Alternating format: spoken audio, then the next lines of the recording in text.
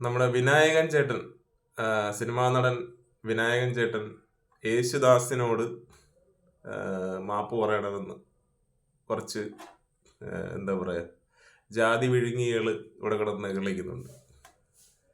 ഞാൻ ആദ്യമേ പറഞ്ഞു, വിനായകൻ ചേട്ടൻ യേശുദാസിനോട് മാപ്പ് പറയണം. ഞാൻ ഈ പറഞ്ഞത് പോലും ഈ വീഡിയോ കണ്ടുകൊണ്ടിരിക്കുന്നത് ചിലർക്ക് ഇഷ്ടപ്പെട്ട് കാണത്തില്ല, അല്ലേ? കാരണം ഞാൻ വിനായകൻ ചേട്ടനെ എന്നാണ് അഭിസംബോധന ചെയ്തത്, യേശുദാസിനെ യേശുദാസ് എന്നും പറഞ്ഞു.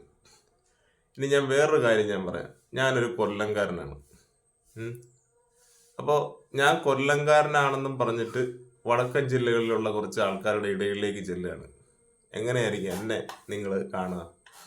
ഞാൻ അവിടെ ഉള്ളവരടുത്തൊന്നും ഒരു ദോഷമോ എന്തെങ്കിലും അവർക്ക് ദോഷം വരുന്ന രീതി ഒന്നും ചെയ്തിട്ടില്ല. എങ്കിൽ തന്നെയും അവർക്ക് എൻ്റെ അടുത്ത് ഒരു ശത്രുതാ മനോഭാവം ഉണ്ടാവും. അത് എന്തുകൊണ്ടായിരിക്കും? കൊല്ലം എന്ന് പറയുന്ന ജില്ലയെ അവർക്ക് ഇഷ്ടമില്ലാത്തവരുണ്ട്, അല്ലെങ്കിൽ അവജ്ഞയോടെ കാണുന്നവരുണ്ട്, ഒരു ശത്രുതാ മനോഭാവം അതോടെ കാണുന്നവരുണ്ട്. അത് ഇപ്പൊ എനിക്കായിട്ട് അത് മായ്ച്ചു കളയാനൊന്നും പറ്റത്തില്ല. ഇനി വേറൊരു കാര്യം, രേണുസുതി ഇഷ്ടപ്പെടുന്നവരുമുണ്ട്, ഇഷ്ടപ്പെടാത്തവരുമുണ്ട്. അപ്പോൾ രേണുസുതി എന്തെങ്കിലും അവരെ ദ്രോഹിച്ചതിൻ്റെ പേരിലൊന്നും അല്ലല്ലോ അവർ ശത്രുതയായിട്ട് കാണുന്നത്. അപ്പോൾ ഞാൻ ഈ പറഞ്ഞു വരുന്നതെന്ന് പറഞ്ഞു കഴിഞ്ഞാൽ, ഇനിയിപ്പോൾ ഞാൻ എൻ്റെ നേരിട്ടുള്ള ഒരു അനുഭവം കൂടി ഞാൻ പറയാം. എൻ്റെ അച്ഛനൊരു കൂലിപ്പണിക്കാരനാണ്. പാറ ലോഡിങ് എന്ന് തന്നെ പറയേണ്ടി വരും. അത് വേറെ പാറ പൊട്ടിക്കലോ അല്ലെങ്കിൽ അങ്ങനെയുള്ള മേശിരി അങ്ങനൊന്നുമല്ല. പാറമലയിൽ നിന്ന് പാറ ചുമന്ന് ലോറിക്കകത്തിട്ട് ആ വണ്ടിയിൽ നിന്ന് ഈ സാധനം ഇറക്കി കൊടുക്കുന്ന ജോലിയായിരുന്നു എൻ്റെ അച്ഛന്. എൻ്റെ ചെറുപ്പകാലം തൊട്ട് വേറെ ജോലിക്ക് പോയിട്ടില്ല. എനിക്ക് തോന്നുന്നത് അച്ഛൻ എന്നാണ് ഇതൊന്ന് ആരോഗ്യം കിട്ടി തുടങ്ങിയ, ജോലി ചെയ്യാനുള്ള ആരോഗ്യം വന്നു തുടങ്ങുന്നത്, അന്ന് മുതലേ അച്ഛൻ ലോഡിങ് തന്നെയാണ്. അപ്പോൾ ഈ ലോറി ഓടിക്കുന്നത് ആദ്യം കുറച്ച് പ്രായം ചെന്ന ആളായിരുന്നു. അയാൾ മരണപ്പെട്ടതിന് ശേഷം പ്രായം കുറഞ്ഞൊരാൾ, ഒരു അച്ഛനേക്കാളും ഒരു 15-20 വയസ്സിനൊക്കെ ഇളയതാണെന്ന് തോന്നുന്നു. അപ്പോൾ അദ്ദേഹം, ആ മനുഷ്യൻ, ആ മഹാത്മാവ് എന്നൊക്കെ പറയണമല്ലോ, കാരണം അച്ഛനേക്കാളും ഉയർന്ന ജാതിക്കാരനാണ്. അച്ഛനെ പേരെ വിളിക്കുള്ളൂ. അതായത് ഈ വ്യക്തിയെക്കാളും 15 വയസ്സിന് മുകളിലുള്ള എൻ്റെ അച്ഛനെ അദ്ദേഹം പേര് മാത്രമേ വിളിക്കൂ. എന്ന് പറഞ്ഞിട്ട് എനിക്ക് നിർബന്ധമൊന്നുമില്ല. പേര് വിളിക്കുന്നത് ഒരു കുറവൊന്നും ഞാൻ കാണുന്നില്ല. പേര് വിളിക്കുന്നതിനകത്തൊന്നും ഒരു തെറ്റായിട്ട് ഞാൻ കാണുന്നില്ല. എടാ എന്ന് വിളിച്ചിട്ട്, ഇപ്പം എൻ്റെ പേര് അജിത്ത് എന്നാണ്, എന്നെ പ്രായം കുറഞ്ഞ ഒരാൾ വന്നിട്ട് എടാ അജിത്ത് എന്ന് വിളിക്കുന്നതിനകത്ത് എനിക്ക് യോജിക്കാൻ കഴിയില്ല. പക്ഷേ അജിത്ത് എന്ന് വിളിച്ചുകൊണ്ട് അഭിസംബോധന ചെയ്യുന്നതിനോട് എനിക്ക് സന്തോഷമാണ്. അങ്ങനെയുള്ള ഒരു 5 വയസ്സുള്ള ഒരു ചെറുക്കൻ വന്നിട്ട് ഹായ് അജിത്ത് എന്ന് വിളിക്കുന്നതിനടുത്ത് എനിക്ക് സന്തോഷം തന്നെയാണ്. പക്ഷെ എടാ അജിത്ത് എന്ന് വിളിച്ചു കഴിഞ്ഞാൽ നമുക്കത് ഉൾക്കൊള്ളാൻ കഴിയില്ല. എത്ര മാത്രമാണ്. അപ്പോൾ അച്ഛനെ പേര് വിളിച്ച് അഭിസംബോധന ചെയ്യുന്ന ഈ മനുഷ്യൻ, അദ്ദേഹത്തിന് 1 വയസ്സിന് ഇളയതുള്ള, അല്ലെങ്കിൽ 2 വയസ്സിന് 2 വയസ്സിന് ഇളയെന്നല്ല, 2 വയസ്സിന് മൂപ്പുള്ള അച്ഛൻ്റെ കൂടെ തന്നെ ജോലി ചെയ്യുന്നവരെ അവരെയൊക്കെ ചേട്ടാന്ന് തന്നെ വിളിക്കുന്നത്. കാരണം നമ്മുടെ നാട്ടിലുള്ളവരാണല്ലോ. അപ്പോൾ നമ്മുടെ നാട്ടിൽ ഇപ്പോൾ എനിക്കൊരു പക്ഷേ 10 വയസ്സിൽ ചോദിക്കാൻ പറ്റത്തില്ല, 15 വയസ്സിൽ ചോദിക്കാൻ പറ്റത്തില്ല. അപ്പം ഞാൻ എൻ്റെ ഒരു 20 വയസ്സൊക്കെ ആയ സമയത്ത്, അപ്പോൾ ജംഗ്ഷനിൽ ഇരിക്കുന്ന സമയത്തൊക്കെ ഇദ്ദേഹം വന്നിട്ട്, ഈ മഹാത്മാവ്, അച്ഛനേക്കാളും പ്രായം കുറഞ്ഞിട്ടുള്ള, ജാതിയിൽ കുറച്ച് ഒന്നും ഉയരെയുള്ള, അച്ഛൻ്റെക്കാളും വലിയൊരു ജാതി കൂടുതലുള്ള ഒരാളൊന്നുമല്ല, ജാതിയിൽ തന്നെ മേലും താഴെയൊക്കെ ഉണ്ടല്ലോ. ചുരുക്കി പറഞ്ഞാൽ അത് ഈഴവരാണ്. എൻ്റെ അച്ഛൻ പുലയനായ ഒരു വ്യക്തി കൂടിയാണ്. ഇനിയിപ്പോൾ ഞാൻ അത് പറയാതിരിക്കാൻ പറ്റത്തില്ല, എന്നാലേ നിങ്ങൾക്ക് മനസ്സിലാവത്തുള്ളൂ. അപ്പോൾ പുലയനായിട്ടുള്ള എൻ്റെ അച്ഛനെ വിളിക്കുന്നത് പേര് വിളിച്ചും, പക്ഷേ ഈഴവനും നായരുമായിട്ടുള്ള ആൾക്കാരെ 1 വയസ്സിന് മൂത്തവരെ പോലും അദ്ദേഹം ചേട്ടാ, ആ ചേട്ടാന്ന് വിളിയിൽ തന്നെ ഭയങ്കര സ്വർണ്ണ തളികയിലൊക്കെയാണ് ചേട്ടൻ എന്നൊക്കെ വരുന്നത്. അപ്പം ഞാൻ ഇതിങ്ങനെ കേൾക്ക് ഞാൻ അച്ഛനടുത്ത് ചോദിച്ചു, അച്ഛൻ അവർ ചേട്ടൻ്റെ അടുത്ത് ഒരു എന്താ പറയുക, ശത്രുതയല്ല, സ്നേഹമാണ്, ഇതെല്ലാം ഉണ്ട്, സഹകരണമുണ്ട്, അച്ഛൻ എപ്പോഴും ജോലി ചെയ്യുന്നു ഇന്ന് വരെ. പക്ഷേ ജോലിക്കകത്തൊന്നും ഒരു പ്രശ്നമില്ലല്ലോ, മറ്റുള്ള യാതൊരു പ്രശ്നമില്ല. അപ്പം അച്ഛൻ എന്താണ് അവർ ഈ ചേട്ടാ എന്നുള്ളൊരു വിളി, അല്ലെങ്കിൽ അണ്ണ എന്നുള്ളൊരു വിളി, അത് വിളിക്കാത്തത്? മറ്റുള്ളവരെല്ലാം അച്ഛൻ്റെ മുമ്പിൽ വെച്ച് തന്നെയാണല്ലോ ഈ കാര്യങ്ങളൊക്കെ അഭിസംബോധന ചെയ്യുന്നത്. അപ്പോഴാണ് അച്ഛനും ഇത് പിടികിട്ടുന്നത്. അപ്പം അന്നൊന്നും നമുക്ക് ഈ അംബേദ്കറിസം എന്നുള്ള ഒരു മേഖലയിലേക്ക് വന്നിട്ടില്ല. സ്വാഭാവികമായും നമുക്ക് പെട്ടെന്ന് തോന്നിപ്പോകുന്ന ഒരു കാര്യമാണ് ഞാൻ അച്ഛൻ്റെ അടുത്ത് ചോദിക്കുന്നത്. സത്യത്തിൽ അച്ഛനും അതിന് ഉത്തരവില്ല എന്നുള്ളതാണ്. എനിക്ക് തരാനുള്ളൊരു ഉത്തരം അച്ഛൻ്റെ കയ്യിലും ഇല്ല.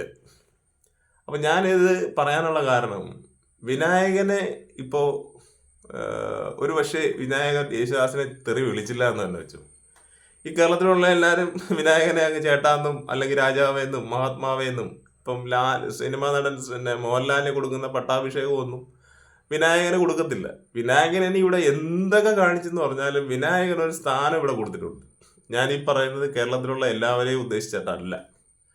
ഒരു 30-40% വരുന്ന ഒരു സമൂഹത്തിന്റെ മുന്നിലാണ് ഞാൻ ഈ ഒരു കാര്യം ഞാൻ പറയുന്നത്. കാരണം വിനായകനെ ബഹുമാനിക്കുന്നവരും സ്നേഹിക്കുന്നവരൊക്കെ വലിയൊരു ശതമാനം കേരളത്തിലുണ്ട്. അവരെയൊക്കെ അല്ലെങ്കിൽ വിനായകനെ ആ മനുഷ്യര് ബഹുമാനിക്കാനുള്ള കാരണം എന്ന് പറഞ്ഞു കഴിഞ്ഞാൽ അവർക്ക് എന്തെങ്കിലും സ്വർണ്ണത്തളികയിൽ കിരീടം കൊടുത്തിട്ടോ എന്തെങ്കിലും സഹായം ചെയ്തിട്ടോ അങ്ങനൊന്നുമല്ല. ആ വ്യക്തി എന്നുള്ള ആ മനുഷ്യന്റെ കഴിവിനോടുള്ള ഒരു സ്നേഹവും ബഹുമാനമാണത്. അപ്പോൾ ഈ മേൽത്തട്ടിൽ നിൽക്കുന്ന കുറെ മഹാന്മാരുണ്ടല്ലോ, ഇവര് ഒരു പക്ഷേ ഇപ്പം ഞാനൊക്കെ വിനായകന്റെ ഫസ്റ്റ് തൊട്ടുള്ള വിനായകന്റെ ഫേസ്ബുക്ക് സ്റ്റാർട്ട് ചെയ്യുന്ന സമയം തൊട്ട് ഒരു ശ്രദ്ധിക്കുന്ന ഒരു മനുഷ്യനാണ് ഞാൻ. അന്നോട്ടേ കക്ഷിയുടെ ആ ഒരു ഫോളോവറാണ്. അപ്പൊ അന്നൊക്കെ ഈ ഒരു പോസ്റ്റ് ഇടുമ്പോൾ അതിലങ്ങ് വന്ന് തെറി വിളിക്കുകയോ അങ്ങനൊന്നുമില്ല. ഒരു ഫേസ്ബുക്ക് സജീവമായിട്ട് ഉപയോഗിക്കുന്ന ഒരാളെ ആയിരുന്നില്ല വിനായകൻ. അത് വിനായകൻ ആ സ്റ്റാർട്ടിങ് സമയത്ത് അഭിസംബോധന ചെയ്ത് പറയുകയും ചെയ്തുകൊണ്ട് സോഷ്യൽ മീഡിയ കക്ഷി അങ്ങനെ വന്ന് സംസാരിക്കാറില്ല, ഇന്റർവ്യൂവിൽ പങ്കെടുക്കാറില്ല. അങ്ങനെ ഒതുങ്ങി നിന്നിരുന്ന ഒരു മനുഷ്യനാണ്. ആ മനുഷ്യനെ ഇവിടെ കൊണ്ടുവന്ന് എത്തിച്ചതിനകത്ത് മലയാളിക്ക് പങ്കില്ലെന്നാണ് നീയൊക്കെ പറയുന്നത്. യേശുദാസിനെയൊക്കെ നിനക്ക് തലയിലെടുത്ത് വെക്കണമെങ്കിൽ എടുത്തു വെച്ചോ. ഇവിടെ ആരും ഒന്നും മിണ്ടുന്നില്ലല്ലോ, ഒന്നും പറയുന്നില്ലല്ലോ. പക്ഷെ യേശുദാസിന്റെ സഹോദരനെടുത്ത് തലയിൽ വെക്കാത്ത എന്താന്നുള്ള കാരണം നീയൊക്കെ പറഞ്ഞായിരുന്നു. സ്വന്തം സഹോദരനെ പോലും സ്നേഹിക്കാൻ പറ്റാത്ത യേശുദാസ് കേരളത്തിലുള്ള ആരെ സ്നേഹിക്കുമെന്നാണ് നീയൊക്കെ പറയുന്നത്. ഞാൻ ഈ പറയുന്നത് വിനായകൻ മാപ്പ് പറയണമെന്ന് പറയുന്നില്ലേ, അവരുടെ അടുത്താണ് ഞാൻ ചോദിക്കുന്നത്. അപ്പൊ ചോദിക്കും, വിനായകനെ യേശുദാസ് ഒന്നും പറഞ്ഞില്ലേന്ന്. വിനായകനെ യേശുദാസ് ഒന്നും പറയുകയോ പറയാതിരിക്കുന്നതല്ല ഇവിടുത്തെ പ്രശ്നം. യേശുദാസിന്റെ ജോലി എന്താണെന്ന് നിങ്ങളൊന്ന് പറഞ്ഞു തരണം. യേശുദാസ് ഒരു കലാകാരനാണ്. അപ്പോൾ കലാകാരനായിട്ടുള്ള വിനായകൻ നന്നാവണം, നല്ല രീതിയിൽ ഇടപെടണം, നല്ല രീതിയിൽ സംസാരിക്കണം. പക്ഷേ ഈ കേരളം കണ്ട ഒരു 3 വയസ്സ് 4 വയസ്സിന് മുകളിലുള്ള ഒരു കുട്ടിക്ക് ഈ യേശുദാസിനെ അറിയാമല്ലോ.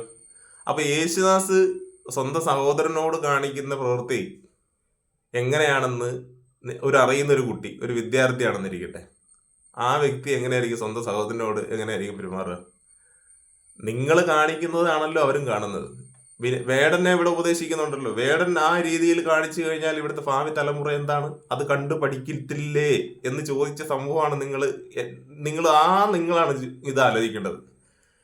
സാഹോദര്യ സ്നേഹം പോലും ഇല്ലാത്ത പെൺകുട്ടികളുടെ വസ്ത്രധാരണത്തിൽ കൈകടത്തുന്ന യേശുദാസിനെ സംസ്കൃത ഭാഷയിലൊന്നും വിമർശിക്കാനൊന്നും വിനായകനെ കൊണ്ട് പറ്റത്തില്ലെന്നല്ല. അഥവാ പറ്റുന്നെങ്കിൽ തന്നെ അതിന്റെ ആവശ്യമില്ല. പട്ടിയുടെ വില കൊടുത്താൽ മതി. യേശുദാസിനൊക്കെ ഇവിടുത്തെ പട്ടിയുടെ വിലയെ നമുക്ക് കൊടുക്കാൻ പറ്റുള്ളൂ. ഞാൻ പച്ചയ്ക്ക് തെറി വിളിക്കുകയോ അങ്ങനെയുള്ളത് യേശുദാസിനെ പേടിച്ചിട്ടൊന്നുമല്ല.